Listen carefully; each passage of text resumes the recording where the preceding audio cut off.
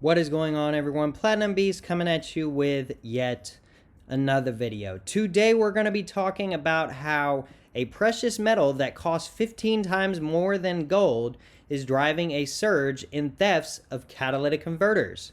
So without further ado, let's get into it.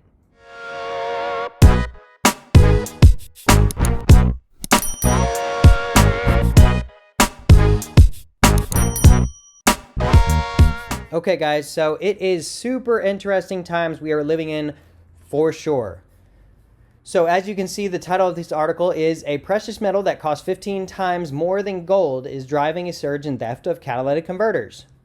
Now, I've talked a lot on my channel about how platinum and palladium are used in the manufacturing of catalytic converters for emissions on combustion engine vehicles. Now, what you might not know is rhodium is also used when it is really available, so to speak. So they can use palladium, they can use platinum. Rhodium is probably the most efficient, but it's also the most rare and the most expensive. So with the current spot price of rhodium somewhere around $25,000 to $27,000 an ounce, chances are all new cars being manufactured today are using mainly platinum and palladium. But back when the price was much lower, a lot of cars were made with rhodium, and those cars are still on the road today. So we're going to be taking a look at this article, and we're going to be talking about a few key points that it hits on. So, for instance, right here it mentions, I believe this is an auto mechanic shop talking. It says, we've had 60 or 70 cars in just our shop alone, if that gives you a sense of the magnitude of these thefts. So that is one car, auto body shop, that has had 60 or 70 cars in their shop alone needing new catalytic converters because theirs were stolen. Crazy times, guys, crazy times. So down here it says a single troy ounce, which is slightly heavier than a regular ounce of rhodium, cost around $27,000 last week, more than a brand new Toyota Prius. That's up from $1,700 3 years ago. So 3 years ago, they were probably using palladium in the catalytic converters. Right now, with the current spot price, I don't think it's hot on any auto manufacturer's first pick for catalytic converter manufacturing. So most likely right now they're using palladium, and there's a high chance they might move back to platinum if palladium ends up going up too high as well. But what we want to talk about here is an interesting point. Because rhodium is a byproduct of platinum production, it is only produced when mining companies see a profit in platinum, which they might not for another few years until surplus wanes. So right now it seems they may have enough platinum to survive at the current time, but chances are they will run through that surplus probably fairly quickly, in my opinion. So if platinum starts being mined again, more rhodium will be mined as a byproduct of the metal, and there will be more supply to make effective use of all the demand that is needed for rhodium in the catalytic converters in the automotive industry.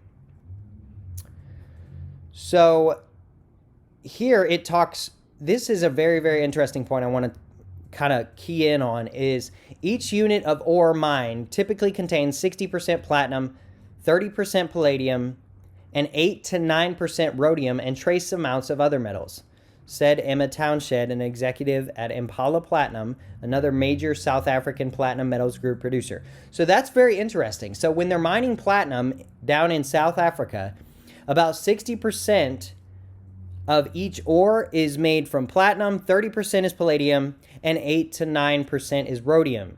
That can just give you a general picture of the rarity scale on these three metals. Now, we know that platinum is more rare than gold, by far, and if each ore contains 60% platinum and 30% palladium, that means palladium is twice as rare as platinum, so you can kind of gauge spot price in that manner. If you were thinking of picking up palladium or platinum, you can say, hey, is palladium twice platinum? If so, they're right next to each other. Is palladium more than twice platinum? Palladium's overpriced. Is platinum a higher number to make it to where it's not quite twice palladium? So then you buy palladium because that means palladium's down. Whatever the number is for platinum and palladium, you should think platinum times 1, palladium times 2, platinum. So if platinum is $1,200, palladium should be $2,400. If platinum is $1,200 and palladium is $2,500, you know palladium's a little overpriced, and or platinum is a little underpriced. So you can kind of gauge which metal you should really pick up given that factor. Now, the same thing can be said about rhodium, but rhodium is so astronomically high in price that is quite a number to kind of overcome for just an ounce of the metal. But we can also kind of look at it in the same sense. If 60% of each ore is mined and is platinum, if 60% is platinum and 8 to 9% is rhodium, let's just go ahead and round that up to 10%. That means whatever platinum spot price is, rhodium should be 10 times as much. Or no, not 10 times. I'm sorry, 6 times as much as platinum. So with platinum at $1,200, rhodium should be at $7,200, maybe not 25 to 27,000. Now, we know rhodium is not manipulated, or at least that it gives that appearance that it is not manipulated, but like the other metals. There's a lot of people who believe in the manipulation. There's a lot of people who don't believe in the manipulation.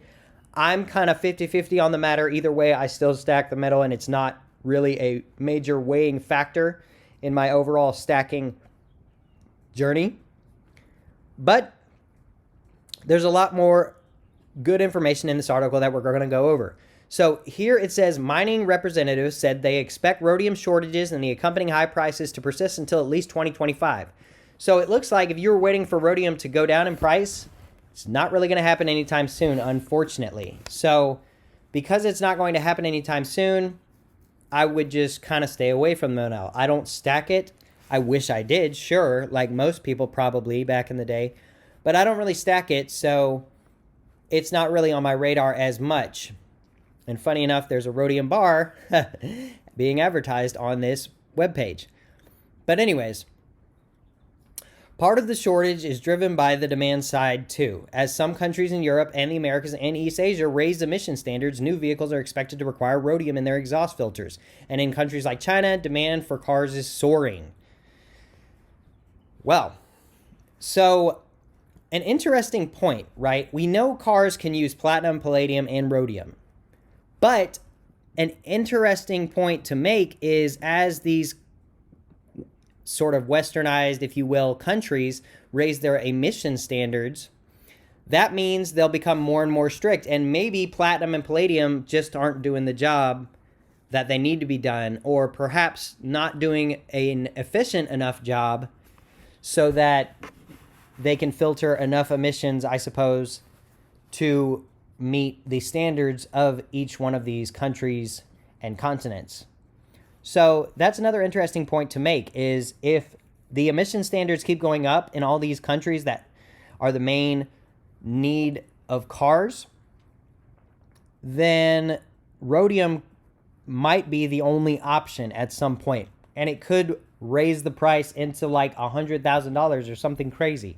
Now, unfortunately, that's going to be rolled back to the consumer, and the consumer will have to pony up the extra dollars to buy a new car. You can buy used cars, but we're not going to get into that. So a lot of good information is in this article, guys. So Laura Smith, founder of the mining research group Core Consultants, said, while rhodium shortages were in excess of 150,000 ounces, the deficit was expected to grow until a substitute was found, or if there was a major switch to electric vehicles which don't require rhodium. Now, I already made a video talking about gas isn't going anywhere, and I really don't think it is anytime very, very soon. So with that being said, I don't think they're going to be able to bank on electric cars taking over in enough time to lower the demand for rhodium. So they're going to continue to need rhodium, and they're going to continue to need to mine for the rhodium and find it.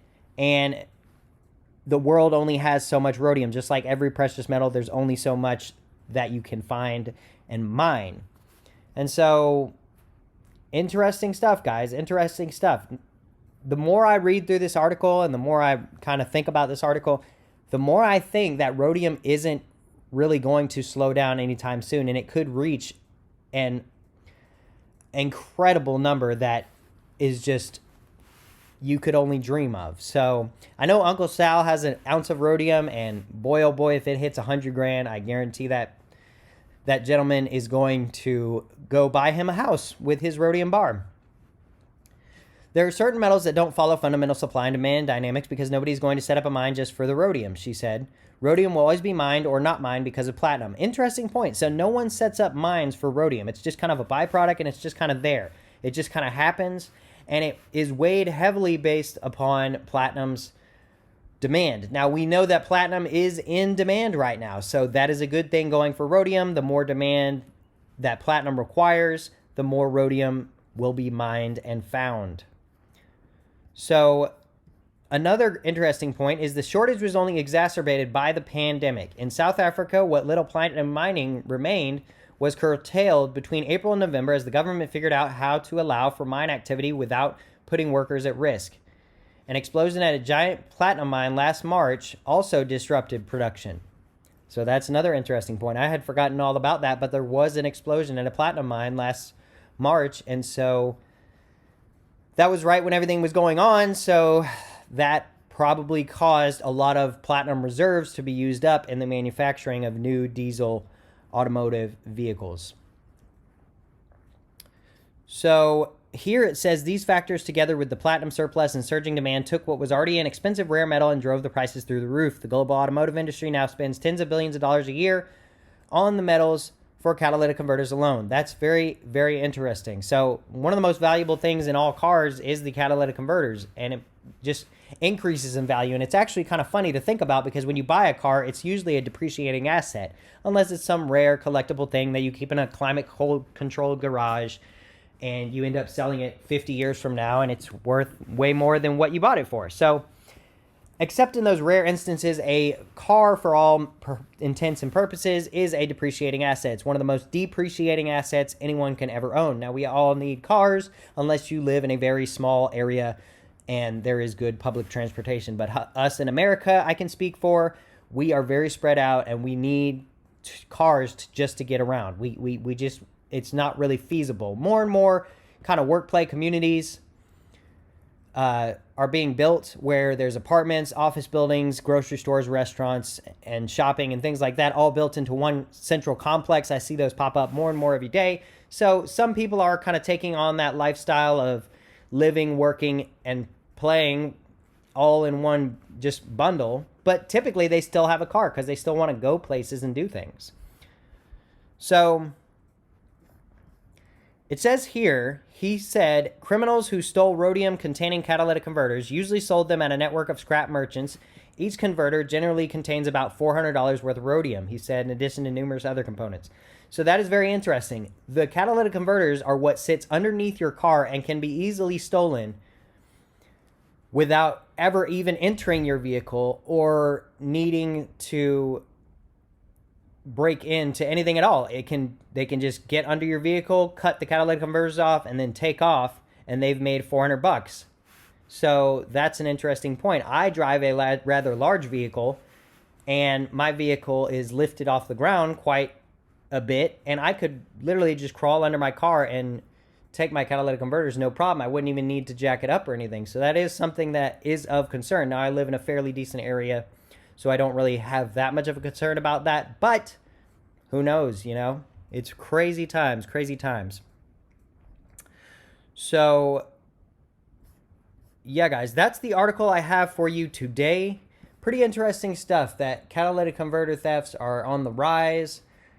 And it only goes to show you, really, that, you know, this metal is in demand. And as bad as it sounds, and as much as I hate to say it in this manner, the more new catalytic converters that are needed from people who have had theirs stolen, the more platinum group metals are needed to replace those catalytic converters, which only increases demand. So get into platinum and while you can, and if you want palladium and rhodium, not bad choices, because demand is only increasing over time, and it's things like this that are just out of the blue and people don't really think about that can drive new demand, causing overall increase in spot price across the board. So I hope you enjoyed this video today, guys. I hope you found something interesting. Be sure to check out my other videos. I talk about platinum as well as other precious metals. Thank you to all my loyal followers. Thank you to any new people to the channel. Welcome. Be sure you hit that like button down below. Be sure you hit that subscribe button down below. Leave me a comment in the comment section down below. And with all that being said, Until next time, we will.